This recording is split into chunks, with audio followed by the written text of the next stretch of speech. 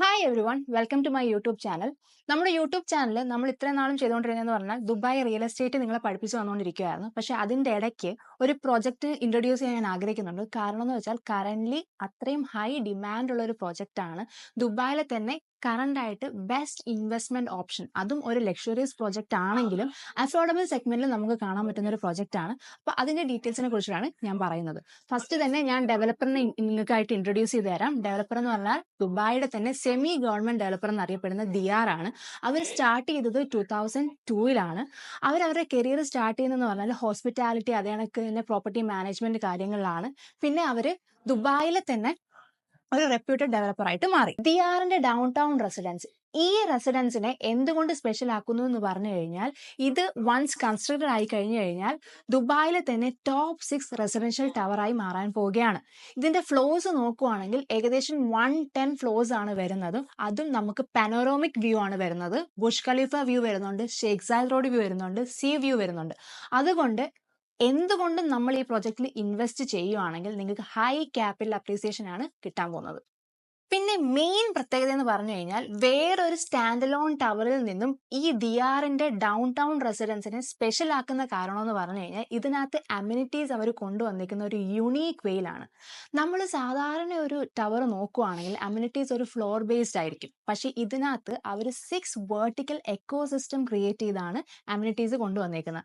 അതിന് നമ്മൾ ലോഞ്ചിന് പോയി കഴിഞ്ഞപ്പോഴത്തേക്കും മനസ്സിലായെന്ന് പറഞ്ഞാൽ അതിന് ഓരോ തീം ബേസ്ഡ് ആയിട്ടാണ് അവർ കൊണ്ടുവന്നേക്കുന്നത്. നമ്മളിപ്പോൾ പറയുവാണെങ്കിൽ ഫസ്റ്റ് നമുക്ക് നോക്കാവുന്നത് ഗ്രൗണ്ട് ഫ്ലോറിൽ വരുന്നതെന്ന് പറഞ്ഞു കഴിഞ്ഞാൽ ഹൗസ് ഓഫ് കോമൺസ് ആണ്. ഹൗസ് ഓഫ് കോമൺസ് എന്ന് പറയുന്നത് കഴിഞ്ഞാൽ നമ്മുടെ ഗ്രാൻഡ് എൻട്രൻസും പിന്നെ ലോബി എന്ന് പറഞ്ഞു കഴിഞ്ഞാൽ ലോബിയിൽ ഒരു ഡബിൾ ഹൈറ്റ് സീലിംഗ് ആണ് അവർ കൊടുത്തേക്കുന്നത്. പിന്നെ നമുക്ക് ഫ്ലഷ് സീറ്റ്സും കാര്യങ്ങളെല്ലാം അവർ പ്രൊവൈഡ് ചെയ്യുന്നുണ്ട്. ഒരു കോസി ആയിട്ടുള്ള ഒരു ലോബിയാണ് അവർ പ്രൊവൈഡ് ചെയ്യുന്നത്. പിന്നെ വാലെ പാർക്കിങ്ങും കാര്യങ്ങളെല്ലാം അതിനകത്ത് വരുന്നുണ്ട്.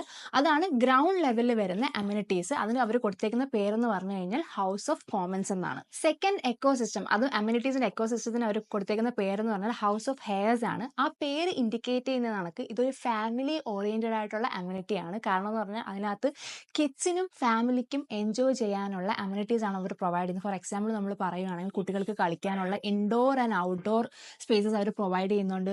സോഷ്യൽ ഗ്യാതറിങ്സിന് വേണ്ടിയിട്ടുള്ള കോസി ആയിട്ടുള്ള പ്ലേസസ് പ്രൊവൈഡ് ചെയ്യുന്നുണ്ട്. പിന്നെ സാൻഡ് പിറ്റ്, സ്ലൈഡ്സ്, സ്വിങ്സ് കാര്യങ്ങളെല്ലാം പ്രൊവൈഡ് ചെയ്യുന്നുണ്ട്. ഒരു ഫാമിലി ഗ്യാതറിങ്ങിന് വേണ്ടിയിട്ടാണ് അവർ സെക്കൻഡ് എക്കോസിസ്റ്റം കൊണ്ടുവന്നിരിക്കുന്നത്. അതാണ് ഹൗസ് ഓഫ് ഹെയർസ്. ഇനി മൂന്നാമതായിട്ട് വരുന്ന എക്കോസിസ്റ്റം എന്ന് പറഞ്ഞാൽ ഹൗസ് ഓഫ് വെൽനസ് ആണ്. വെൽനസ് എന്ന് പറഞ്ഞാൽ നമുക്കറിയാം നമ്മുടെ പേഴ്സണൽ ആയിട്ട് അല്ലെങ്കിൽ മെന്റൽ ആയിട്ടുള്ള ഒരു ഇംപ്രൂവ്മെന്റിന് വേണ്ടിയിട്ടുള്ള അമ്യൂണിറ്റീസ് ആണ് ഇതിനകത്ത് വരുന്നത്. ഇതിന്റെ ലെവൽസ് എന്ന് പറഞ്ഞു കഴിഞ്ഞാൽ 27, 28, 29 ലെവലിലാണ് ഇത് വരുന്നത്. കംപ്ലീറ്റ്ലി ഒരു മെഡിറ്റേഷൻ, നമുക്ക് നമ്മുടെ ഇപ്പം ഒരു ഹെവി വർക്ക് ഷെഡ്യൂൾ അല്ലെങ്കിൽ വർക്ക് ലൈഫ് കൊണ്ടുപോകുന്ന ഒരാൾക്ക് അയാളുടെ ഒരു റീജനറേഷന് വേണ്ടിയിട്ട് ഉള്ള അമ്യൂണിറ്റീസ് ആണ് ഇവരത് പ്രൊവൈഡ് ചെയ്യുന്നത്. അടുത്തതായിട്ട് വരുന്നതെന്ന് പറഞ്ഞു കഴിഞ്ഞാൽ മേസൺ അമേസ് ആണ്. അതെന്ന് പറഞ്ഞു കഴിഞ്ഞാൽ 53, 54, 55 ലെവലിലാണ് വരുന്നത്. ഇതൊരു സോഷ്യൽ ഗ്യാതറിംഗ് ആണ്. മോർ ഒരു ഫാമിലി ഓറിയന്റഡ് അല്ല. നമുക്ക് ആ കമ്മ്യൂണിറ്റിയിൽ താമസിക്കുന്ന ആൾക്കാരുമായിട്ട് ഇന്ററാക്ട് ചെയ്യാനും അവിടെ ഒരു സോഷ്യൽ ബോണ്ടിങ് വരാൻ വേണ്ടിയിട്ട് അവർ കൺസ്ട്രക്ട് ചെയ്തേക്കുന്ന അമ്യൂണിറ്റി ഫെസിലിറ്റീസ് ആണ് ഇതിനകത്ത് വരുന്നത്. ഇപ്പോൾ നമ്മൾ നോക്കുവാണെങ്കിൽ അതിനകത്ത് ഗോൾഫ് സിമുലേറ്റർ വരുന്നുണ്ട്, സിഗാർ ലോഞ്ച് വരുന്നുണ്ട്. ഒരു നമുക്ക് ഗെയിംസ് കാര്യങ്ങൾ കൊണ്ടുവരാം. പക്ഷെ അത് ജസ്റ്റ് ഒരു എന്റർടൈൻമെന്റ് പർപ്പസിന് വേണ്ടിയിട്ടല്ല അവർ കൊടുത്തേക്കുന്നത്. ഒരു സോഷ്യൽ കണക്ഷൻ, അങ്ങോട്ട് ഒരു ഇന്ററാക്ഷൻ വരാൻ വേണ്ടിയിട്ട് അവർ കൊടുത്തേക്കുന്ന ഒരു അമ്യൂണിറ്റി ഫെസിലിറ്റി ആണ്. അഞ്ചാമതായിട്ട് വരുന്നതെന്ന് പറഞ്ഞാൽ സ്കൈ ക്ലബ്സ് ആൻഡ് പാർക്സ് ആണ്. ഇത് വരുന്ന ലെവൽസ് എന്ന് പറഞ്ഞാൽ 71, 72, 73 ലെവൽസിലാണ് വരുന്നത്. ഇത് മോർ ഒരു ബിസിനസ് ഓറിയന്റഡ് പേർപ്പസ് ആണ്. ഇപ്പം അവിടെ താമസിക്കുന്ന ഒരു ബിസിനസ് ഓണറിന് അയാൾക്കൊരു സോഷ്യൽ ഗ്യാതറിംഗ് അവിടെ നടത്തണം. Social gathering in the sense ഒരു പ്രൊഫഷണൽ രീതിയിൽ നടത്തണമെങ്കിൽ അവിടെ സ്മാർട്ട് പ്രസന്റേഷൻ റൂംസ് വിത്ത് മോഡേൺ ടെക്നോളജി വരുന്ന എക്യുപ്മെന്റ്സും കാര്യങ്ങളെല്ലാം വരുന്നുണ്ട്. ഒരു ബിസിനസ് മീറ്റിംഗ് നടത്തണമെങ്കിലുള്ള ഫെസിലിറ്റീസ് അവിടെ വരുന്നുണ്ട്. പിന്നെ നമ്മൾ ലാസ്റ്റ് ആയിട്ട് നോക്കുവാണെങ്കിൽ ക്ലൗഡ് 9, അത് പേര് ഇൻഡിക്കേറ്റ് ചെയ്യുന്നത് പോലെ തന്നെ 91th ഫ്ലോറിലാണ് വരുന്നത്. നമ്മുടെ ഈ ഹൈ റൈസ് ടവറിന്റെ കംപ്ലീറ്റ് വ്യൂ നമുക്ക് പാനോറമിക് വ്യൂവിൽ എക്സ്പീരിയൻസ് ചെയ്യാൻ വേണ്ടിയിട്ടും അതേ കണക്ക് ഫൈൻ ഡൈനിങ് വിത്ത് കലിനറി എക്സ്പീരിയൻസ് ആണ് അവർ കൊണ്ടുവരുന്നത്. അപ്പോൾ എത്രത്തോളം നമുക്ക് ആ വ്യൂ എൻജോയ് ചെയ്യാൻ വേണ്ടിയിട്ടാണ് ഒരു ഇൻഫിനിറ്റി പൂളും കാര്യങ്ങളും എല്ലാം അവർ പ്രൊവൈഡ് ചെയ്യുന്നത്. ചെയ്യുന്നുണ്ട്. കാരണം ഇതൊരു ഹൈ റൈസ് ടവറാണ്. ടവറിന്റെ മീറ്റർ പറയുവാണെങ്കിൽ ഏകദേശം 445 മീറ്റർ ആണ് വരുന്നത്.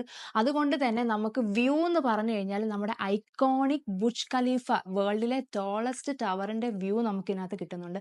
അതേ കണക്ക് തന്നെ ഷെയ്ഖ് സായിദ് റോഡ് വ്യൂവും അതിന്റെ കൂടെ തന്നെ നമുക്ക് കിട്ടുന്നതെന്ന് പറഞ്ഞാൽ സീ വ്യൂ. അത് സീ വ്യൂ എന്ന് പറഞ്ഞു കഴിഞ്ഞാൽ നമ്മളെ അറേബ്യൻ ഗൾഫിന്റെ വ്യൂ നമുക്ക് കിട്ടുന്നുണ്ട്.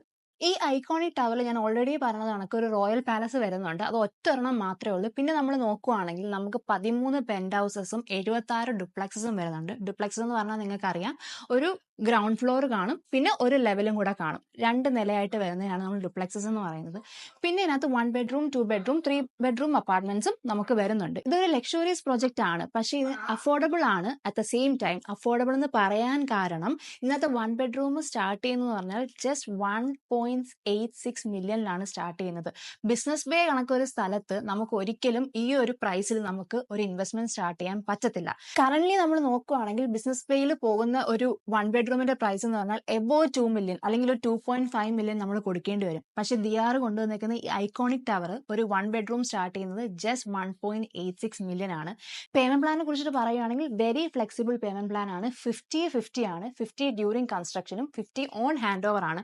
നിങ്ങൾ നോക്കുകയാണെങ്കിൽ നിങ്ങൾ 10% ബുക്കിംഗ് ചെയ്തുകൊണ്ട് പിന്നെ ഒരു 10% അടച്ചു കഴിഞ്ഞാൽ നിങ്ങൾക്ക് പിന്നെ വരുന്നതെന്ന് പറഞ്ഞു കഴിഞ്ഞാൽ ഇയർലി 10% മാത്രമേ വരുന്നുള്ളൂ. അതൊരു സ്പ്ലിറ്റ് വൈസിലാണ് വരുന്നത്. 6 മന്ത്സ് കൂടുമ്പോഴത്തേക്ക് നിങ്ങൾക്ക് 5 അങ്ങനെ ഇയർലി 10% മാത്രമേ വരുന്നുള്ളൂ.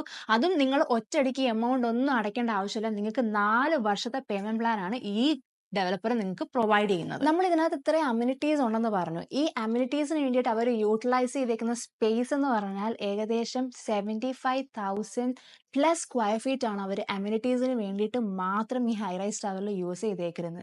ഇതൊരു ഐക്കോണിക് പ്രോജക്റ്റ് ആണ്. ദുബായിൽ ഇപ്പൊ കറണ്ട് ആയിട്ട് ഉള്ളൊരു ഭയങ്കര ഹോട്ട് സെല്ലിംഗ് ആയിട്ടുള്ള ഒരു പ്രോജക്റ്റ് ആണ്. അത്രത്തോളം ദുബായിയുടെ മാർക്കറ്റ്, റിയൽ എസ്റ്റേറ്റ് മാർക്കറ്റിൽ ഇപ്പം ഭയങ്കരമായിട്ടൊരു ഹൈപ്പിൽ നിൽക്കുന്ന ഒരു പ്രൊജക്റ്റും കൂടിയാണ്. അതുകൊണ്ടാണ് ഞാൻ ഇതിന് റിലേറ്റഡ് ആയിട്ടുള്ള ഒരു യൂട്യൂബ് വീഡിയോ, ഡീറ്റെയിൽഡ് ആയിട്ടുള്ള ഒരു യൂട്യൂബ് വീഡിയോ നിങ്ങൾക്കായിട്ട് പ്രസന്റ് ചെയ്യുന്നത്. ദുബായിൽ ഒരു ഇനിഷ്യൽ ഇൻവെസ്റ്റ്മെന്റും അത് ഒരു ലക്ഷറിയസ് അഫോർഡബിൾ സെഗ്മെന്റിൽ നിങ്ങൾ ഇൻവെസ്റ്റ് ചെയ്യാൻ ആഗ്രഹിക്കുന്നുണ്ടെങ്കിൽ this is the best option currently available.